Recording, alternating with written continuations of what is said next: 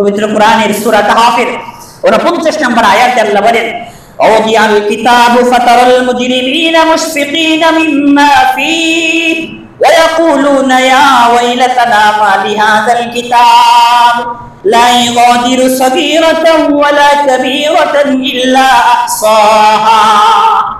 আল্লাহ বলেন, প্রত্যেক মানুষের সামনে যখন তাদের আমলনামার খাতাগুলো উপস্থিত করা হবে, যারা অপরাধী ছিল, দুনিয়ার মধ্যে অন্যায় কাজ করেছিল, তারা তো অস্থির হয়ে যাবে, হায় রে আজকে তো আমার সব গোমর ফাঁস হয়ে যাবে।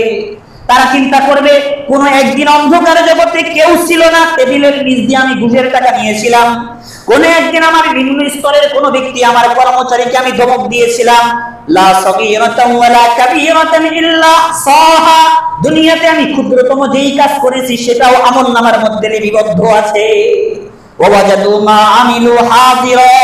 আল্লাহ বলেন, দুনিয়ার সব কর্মের ফলাফল সে কি করেছিল সবকিছুই তার আমলনামার মধ্যে দেখতে পারবে। আল্লাহ বলেন, ওয়ালা ইয়াজলিমু রাব্বুকা আহাদা। এ নবী, আপনি ভালো করে জেনে রাখেন, হাসরের মাঠে যখন আমলনামা দিব, কারো উপর আপনার রব জুলুম করবে না।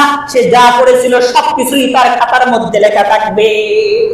পরিস্থিতিটা কেমন হবে? আজকাল আমরা আমাদের অপরাধগুলো গোপন করার জন্য মানুষ হত্যা করে ফেলি, আছে কিনা? একটা মেয়ের সাথে আকাম করেছে একজন, আরেকজন দেখছে, বিচারার তো ইজ্জত শেষ। বিচারার ঘরের মধ্যে সন্তান আছে, তার স্ত্রী আছে, এটা যদি তারা জানতে পারে তাহলে তো এলাকার মধ্যে সে মারা কামারা হয়ে যাবে। এই কারণে তার অপরাধ ঢাকার জন্য আরেকজন মানুষকে হত্যা করে, আছে না নাই?